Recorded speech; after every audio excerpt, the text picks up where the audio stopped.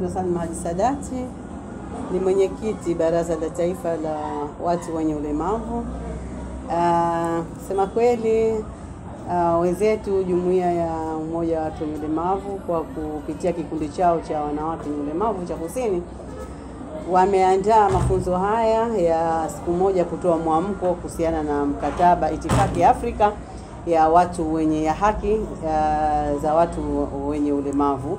Itifaki hii kama tunavyoiona ilianza toka mwaka 2018, lakini kubwa kwamba ni itifaki ngeni, watu wengi hawaelewi, lakini hii imekuwa ni nafasi ya kuweza kuelezea hii itifaki imekusudia nini na lengo lake nini.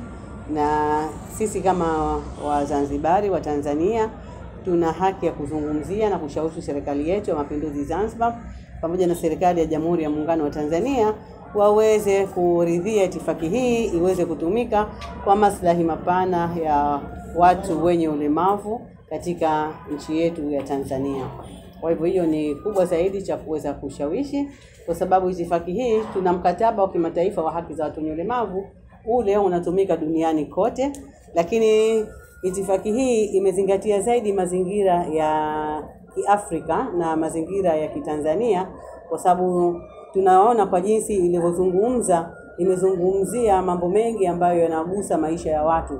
Mfano, imezungumzia utamaduni wa viziwi ambao wanatumia lugha ya alama, lugha ya mguso, wale ambao viziwi wasiona, lakini pia kwa wenzetu hawana matatizo ya watu wenye albino kuuawa.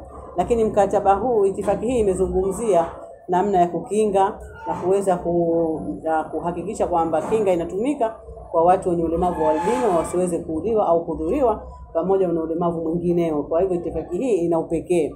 Lakini chengine kubwa zaidi, itifaki hii imezungumzia makundi manne muhimu sana kwa undani zaidi. Imezungumzia, ukienda katika kipengele ibara ya 27, imezungumzia wanawake na wasichana wenye ulemavu, lakini ukienda ibara ya 28 imezungumzia watoto wenye ulemavu, ukienda ibara ya 29 imezungumzia vijana wenye ulemavu, na ibara ya 30 imezungumzia wazee wenye ulemavu. Kwa hivyo utakuta kwamba itifaki hii imezungumza makundi yale, lakini imezungumzia kila kundi na mahitaji yake na matakwa yake na nini kiweze kufanyika ili kuweza kuwasaidia.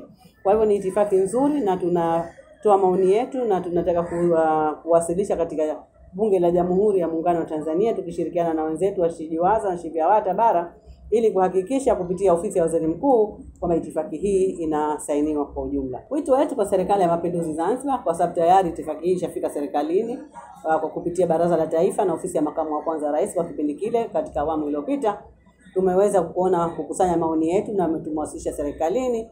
Kwa hivyo naomba kwamba serikali yetu ambayo ni serikali ya Zanzibar ambayo inaongozwa na Dr. Hussein Mwinyi kwamba tuhakikishe kwamba baada ya kukaa sawa, lakini pia tunaomba kwamba yale masuala ya watu wenye ulemavu yaweze kuwapa nguvu pamoja na mawaziri wake kuhakikisha kwamba itifaki hii inaridhiwa katika Bunge la Jamhuri ya Muungano wa Tanzania.